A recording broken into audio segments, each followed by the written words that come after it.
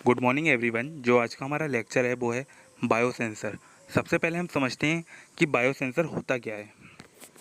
तो यहाँ पर देखिए, बायोसेंसर एक डिवाइस होता है, इलेक्ट्रॉनिक डिवाइस होता है जिसके साथ एक बायोलॉजिकल मॉलिक्यूल कनेक्ट रहता है। ये जो बायोलॉजिकल मॉलिक्यूल होता है, इसके द्वारा ही हम अपने सैंपल को डिटेक्ट कर सकते हैं कि हमारे सैंपल में क्या चीज़ प्रेजेंट है या उसका नेचर कैसा है। ये सब चीज़ें हम डिटेक्ट कर सकते हैं। तो यहाँ पर डायग्राम की हेल्प से समझते हैं कि बायोसेंसर होता क्या है। तो यहाँ पर एक ट्रांसड्यूसर होता है, एक एम्पलीफायर होता है और एक रिकॉर्डर होता है। यह है स्ट्रक्चर बायोसेंसर का कि बायोसेंसर होता क्या है। ट्रांसड्यूसर, एम्पलीफायर और रिकॉर्डर। यहाँ पे जो ट्रांसड्यूसर होता है, इसके साथ हमारा बायोलॉजिकल मॉलिक्यूल, ये जो रेड कलर का दिखाया है ना, ये बायोलॉजिकल मॉलिक्यूल को रिप्रेजेंट कर रहा है। तो ट्रांसड्यूसर से बायोलॉजिकल मॉलिक्यूल कनेक्ट रहता है। ये जो बायोलॉजिकल मॉलिक्यूल है, ये न्यूक्लिक एसिड हो सकता है, ठीक है, एंजाइम हो सकता है, कोई एंटीबॉडी हो सकता है, या कोई सेल हो सकता है। इसके अलावा कोई माइक्रो ऑर्गेनिज्म भी हो सकता है। तो यहाँ पर हमारा बायोलॉजिकल मॉलिक्यूल कनेक्ट रहता है। इससे क्या होता है, हमारा सैंपल, ये जो सैंपल है, येलो कलर का जो राउंड राउंड दिखाया है, ये सैंपल है। ये सैंपल आके हमारे बायोलॉजिकल मॉलिक्यूल से बाइंड होता है। अब मानो यहाँ पे कोई एंजाइम है, बायोलॉजिकल मॉलिक्यूल, तो जो हमारा सैंपल होगा, उस सैंपल में एंजाइम हमारा बायोलॉजिकल मॉलिक्यूल हो गया, तो सैंपल हम लेंगे कोई सबस्ट्रेट। तो ये जो सबस्ट्रेट और बायोलॉजिकल मॉलिक्यूल यानी कि एंजाइम आपस में रिएक्ट करेंगे, तो क्या होगा, एक रिएक्शन जनरेट होगी, बायोलॉजिकल रिएक्शन। इस बायोलॉजिकल रिएक्शन को या बायोलॉजिकल रिएक्शन को आप ऐसा समझ सकते हो कि कोई बायोलॉजिकल सिग्नल तो जनरेट होगा कि एंजाइम और सबस्ट्रेट की आपस में रिएक्शन हुई है। तो इस बायोलॉजिकल सिग्नल को इलेक्ट्रॉनिक सिग्नल में कन्वर्ट करेगा ये ट्रांसड्यूसर, ठीक है। अब इस बायोलॉजिकल सिग्नल जो इलेक्ट्रॉनिक सिग्नल में कन्वर्ट हो चुका है, उसको एम्पलीफाई किया जाएगा एम्पलीफायर से, और वो सिग्नल शो होगा हमारे कंप्यूटर पे, जिसके द्वारा हम अपने सैंपल को एनालाइज कर सकते हैं और वो सैंपल रिकॉर्ड हो जाएगा हमारे कंप्यूटर के अंदर। तो ये था पूरा बायोसेंसर का मैकेनिज़्म कि कैसे बायोसेंसर वर्क करता है। बायोसेंसर का यूज़ देखो, फूड सैंपल को टेस्ट करने में हो सकता है, इन्वायरमेंटल सैंपल को या फूड सैंपल में कोई भी टॉक्सिन को चेक करने में, इन्वायरमेंटल सैंपल, ह्यूमन सैंपल और cell culture. Human cell sample में आपका ग्लूकोज वगैरह आ जाता है, ग्लूकोज है, यूरिया वगैरह टेस्ट की जाती है। अभी हम आगे देखेंगे, आपको एग्जांपल दिखा दूंगा इसके। तो यहाँ पर ये सारी चीज़ें होती हैं। और जो दूसरा बी है, जो बायोलॉजिकल मॉलिक्यूल है, जो ट्रांसड्यूसर से कनेक्ट रहेगा, उसके अंदर हम nucleic acid, enzyme, antibody, cells वगैरह को कंसीडर करते हैं। इसके बाद आता है हमारा ट्रांसड्यूसर। ट्रांसड्यूसर में भी हम बहुत सारी चीज़ों को यूज़ कर सकते हैं। यहाँ पर लिखा हुआ है अलग अलग टाइप के ट्रांसड्यूसर आते हैं। उसके बाद आता है हमारा कंप्यूटर, ठीक है। ये डायग्राम है, आप इस डायग्राम को बना सकते हो या इसको बना सकते हो, ठीक है। यहाँ पे भी बहुत सारे मॉलिक्यूल हैं, बायोलॉजिकल मॉलिक्यूल जिसका हमें डिटेक्शन करना है, या बायोलॉजिकल सैंपल जिसको हमें डिटेक्ट करना है। यहाँ पे हमारे बायो रिकॉग्निशन एलिमेंट है, जैसे कि एंटीबॉडी हो सकता है, एंजाइम हो सकता है, सिंगल स्टैंडर्ड डीएनए हो सकता है, सिंगल स्टैंडर्ड आरएनए हो सकता है, ठीक है। ये सब यहाँ पे कनेक्ट रहता है, या कोई और बायोलॉजिकल मॉलिक्यूल हो सकता है जो हमारे सैंपल से इंटरेक्ट करेगा और हमें सिग्नल देगा, बायोलॉजिकल सिग्नल। इस बायोलॉजिकल सिग्नल को हम ट्रांसड्यूसर से इलेक्ट्रॉनिक सिग्नल में कन्वर्ट करेंगे, एम्पलीफाई करेंगे, और सिग्नल हमारे लैपटॉप पे शो होगा। तो आपको जो सा डायग्राम अच्छा लगे आप वो सा बना सकते हो। ये दोनों डायग्राम है और ये इसका एक सिंपल सा रिप्रेजेंटेशन है, ठीक है। हाँ, अब आता है बायोसेंसर की डेफिनेशन। यहाँ पे भी एक डायग्राम दे रखा है, सेम ही है सारे, बस उसका रिप्रेजेंट करने का तरीका अलग है। देखो, बायोसेंसर क्या है, एक एनालिटिकल डिवाइस है which is the combination of biological component, ठीक है। बायोलॉजिकल कंपोनेंट यानी कि ये जो यहाँ पे लगा है ना, ये बायोलॉजिकल कंपोनेंट, जैसे कि एंटीबॉडी, एंजाइम, ठीक, या फिर सिंगल स्टैंडर्ड डीएनए या फिर आरएनए, ठीक है। तो biological component with a physiochemical detector यानी कि ट्रांसड्यूसर, ठीक है। जो क्या करेगा, डिटेक्ट करेगा या फिर सेंस करेगा कोई एनालाइट्स यानी कि बायोलॉजिकल सैंपल को। ठीक है, देखो अगर हमारा एंटीबॉडी हमारे बायोसेंसर में लगा हुआ है तो वो एंटीजन को सेंस करेगा। अगर एंजाइम है हमारा बायोसेंसर के अंदर लगा हुआ तो वो सबस्ट्रेट को एनालाइज करेगा। ठीक है, तो अब ये बायोसेंसर क्या करता है, कन्वर्ट करता है बायोलॉजिकल रिस्पॉन्स को इलेक्ट्रॉनिक सिग्नल में।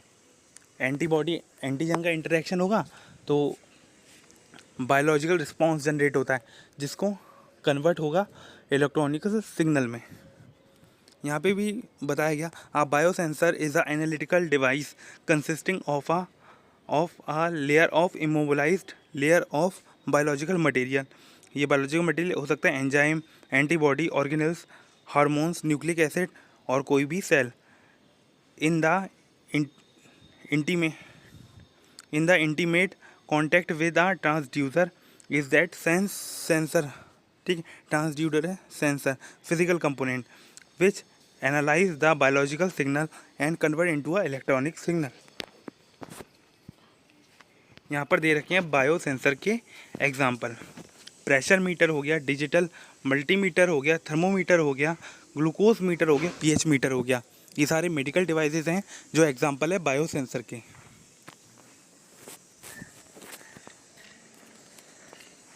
अब यहाँ आता है कंपोनेंट ऑफ द बायोसेंसर। पहला होगा एनालाइट्स यानी कि सैंपल जिसे हमें एनालाइज करना है। दूसरा है बायोलॉजिकल मॉलिक्यूल जो सेंसर के साथ कनेक्ट रहता है। सॉरी, जो यहाँ दूसरा है वो है बायो मॉलिक्यूल या बायो एलिमेंट जो ट्रांसड्यूसर के साथ कनेक्ट रहता है। ठीक है, ट्रांसड्यूसर ये आ गया हमारा। अब बायो एलिमेंट में क्या क्या हो सकता है, बायो एलिमेंट या फिर बायो मॉलिक्यूल में enzyme, antibody, nucleic acid, bacteria, cell, tissue, organelles. ठीक है, यहाँ पे ट्रांसड्यूसर में इलेक्ट्रोएक्टिव मटेरियल हो सकता है यानी कि इलेक्ट्रिक चार्ज रिलेटेड ट्रांसड्यूसर हो सकता है। पीएच चेंज को डिटेक्ट कर सकता है ट्रांसड्यूसर, हीट को कर सकता है, लाइट को डिटेक्ट करेगा ट्रांसड्यूसर, या फिर मास चेंजेस को हमारे ट्रांसड्यूसर डिटेक्ट कर सकता है। इन सब के लिए अलग अलग ट्रांसड्यूसर का यूज़ होगा। अब आता है हमारा टाइप ऑफ बायोसेंसर। पहला है biochemical biosensor, potentiometric biosensor, amperometric biosensor, calorimetry biosensor, piezoelectric biosensor, bio affinity sensor. Bio affinity biosensor है, यहाँ सेंसर ही लिख दिया है गलती से। सबसे पहले आता है हमारा कैलोरीमीट्री बायोसेंसर। कैलोरीमीट्रिक बायोसेंसर क्या करता है, सेंस करता है चेंज इन द टेम्परेचर। ठीक, और इसमें क्या होता है, जो बायोसेंसर होता है उसके साथ एक एंजाइम कोटेड रहता है, वो है कोलेस्ट्रॉल ऑक्सीडेज। यानी कि बायोसेंसर के अंदर जो बायोमॉलिक्यूल प्रेजेंट है वो कैलोरीमेट्रिक बायोसेंसर के अंदर वो है कोलेस्ट्रॉल ऑक्सीडेज। ठीक है, अब इस बायोसेंसर को अगर हम अपने सैंपल के कांटेक्ट में लाते हैं, अगर सैंपल में कोलेस्ट्रॉल होता है ये उसे डिटेक्ट करता है। कैसे डिटेक्ट करता है, देखो इसके पास एक एंजाइम है कोलेस्ट्रॉल ऑक्सीडेज। वो क्या करता है, इस कोलेस्ट्रॉल को कोलेस्ट्रॉल ऑक्साइड में कन्वर्ट करता है। जब भी ये एक मॉलिक्यूल कोलेस्ट्रॉल ऑक्सीडेज में कन्वर्ट करेगा तो हीट रिलीज़ होगी। इस हीट को ही हमारा जो सेंसर होता है बायोसेंसर के अंदर वो सेंस करता है कि कितनी हीट रिलीज़ हुई है। उसके हिसाब से वो पता लगाता है कि हमारे सैंपल के अंदर कितना कोलेस्ट्रॉल प्रेजेंट है। ठीक है, और उसकी जो रीडिंग होती है वो हमारे कंप्यूटर पर दिखाता है, और इस रीडिंग को कंपेयर किया जाता है एक स्टैंडर्ड वैल्यू के साथ, कि उस स्टैंडर्ड वैल्यू से कंपेयर करके हमारे पास रिज़ल्ट आता है कि हाँ हमारे सैंपल में कितने कोलेस्ट्रॉल मॉलिक्यूल प्रेजेंट हैं। तो इसका जो मेन प्रिंसिपल है वो यही है कि इस पर कोलेस्ट्रॉल ऑक्सीडेज एंजाइम प्रेजेंट है, जो क्या करेगा, अगर सैंपल में कोलेस्ट्रॉल होगा उसे कोलेस्ट्रॉल ऑक्साइड बना देगा और हीट जनरेट होगी। इस हीट को ही सेंस करेगा और बता देगा कि हाँ कितने कोलेस्ट्रॉल मॉलिक्यूल प्रेजेंट है जिससे इतनी हीट जनरेट हुई है। अब जो हमारा दूसरा आता है वो है बायोकेमिकल बायोसेंसर। इसमें हम पहला पढ़ते हैं पोटेंशियोमेट्रिक बायोसेंसर। जो पोटेंशियोमेट्रिक बायोसेंसर होता है वो सेंस करता है चेंज इन द पीएच। ठीक है, अगर पीएच में चेंजेस हैं तो वो इसको चीज़ को सेंस करता है। Sense the change in the electrical potential use to detect urea concentration. Urea की कंसनट्रेशन सैंपल में डिटेक्ट करने के लिए पोटेंशियोमेट्रिक बायो सेंसर इसका एग्जाम्पल है। मतलब यूरिया को अगर हमें डिटेक्ट करना है तो पोटेंशियोमेट्रिक बायो सेंसर का यूज़ किया जाएगा। तो इसमें देखो क्या है, सेम है। यहाँ पर एक डिवाइस है ये पूरा, इसके साथ बायो सेंसर है पूरा, इसके साथ एक एंजाइम कनेक्ट है यूरिएज, ठीक है। तो देखो अगर सैंपल में हमारे यूरिया होती है तो क्या करेगा, ये यूरिया से अमोनिया में कन्वर्ट कर देता है यूरिएज एंजाइम, ठीक है। जैसे ही अमोनिया बनती है तो हमारे सैंपल में जितने H+ आयन होते हैं ये अमोनिया उस H+ आयन का यूज़ करती है और अमोनियम आयन में कन्वर्ट कर देती है। अमोनिया से अमोनियम आयन बन जाता है NH4+, ठीक है, अमोनियम आयन बन जाता है। जैसे जितना ज़्यादा हमारे उसमें सैंपल में यूरिया प्रेजेंट होगा उससे अमोनिया बनेगा, ठीक है, और यहाँ पर H+ आयन का कंजप्शन होता चला जाएगा। जैसे जैसे हमारे सैंपल में H+ आयन का कंसनट्रेशन गिरता चला जाएगा हमारा pH इंक्रीज़ हो जाएगा। तो इंक्रीज़ होते हुए pH को हम डिटेक्ट करते हैं और हमें पता चल जाता है, डिटेक्ट किया जाता है, मतलब जितने H+ आयन हमारे सैंपल से ख़त्म होते चले जाते हैं और उससे अमोनियम आयन बनता चला जाता है। तो इस चीज़ को डिटेक्ट किया जाता है और डिटेक्ट किया जाता है सेंसर से, मतलब, ठीक है, और उस चीज़ का सिग्नल हमारे कंप्यूटर पे शो हो जाता है और उस सिग्नल के अकॉर्डिंग हमें पता चल जाता है कि कितनी यूरिया थी हमारे सैंपल के अंदर। तो जैसे जैसे हमारे सैंपल से H+ आयन जाते रहते हैं और अमोनिया के साथ मतलब अमोनिया के साथ इंटरेक्ट करके अमोनियम आयन बनाते हैं, वैसे वैसे हमारे सैंपल के अंदर H+ आयन की कंसनट्रेशन कम होती चली जाती है और हमारे सैंपल का pH बढ़ जाता है। तो इस बढ़ते हुए pH हमें बता देता है कि कितना यूरिया हमारे सैंपल में प्रेजेंट है और उसका एक ग्राफ बनकर आता है हमारे कंप्यूटर पर, और उस ग्राफ को कंपेयर किया जाता है एक स्टैंडर्ड ग्राफ से, तो उस हिसाब से हमें रीडिंग मिल जाती है। अब देखो सेकंड हमारा आता है एम्फीरोमेट्रिक बायो सेंसर। इसमें ये क्या करता है, ये सेंस करता है फ्लो ऑफ द करंट और इलेक्ट्रॉन को। इसका यूज़ किया जाता है detection of the blood glucose level. तो यहाँ पे यही बायो सेंसर है, इसमें एक एंजाइम कनेक्ट है ग्लूकोज ऑक्सीडेज, ठीक है। तो अभी इसे हमने अपने सैंपल में रख दिया इस बायो सेंसर को। तो इसने क्या किया, जितना सैंपल में ग्लूकोज था उसने ग्लूकोज को कन्वर्ट किया ग्लूकोनिक एसिड में। जब ये ग्लूकोनिक एसिड में कन्वर्ट करता है तो O2 से H2O2 बनता है और ये H2O2 फिर से बहुत जल्दी से O2 में कन्वर्ट हो जाता है और इस पूरी प्रोसेस के दौरान 2 इलेक्ट्रॉन निकलते हैं। ये दो इलेक्ट्रॉन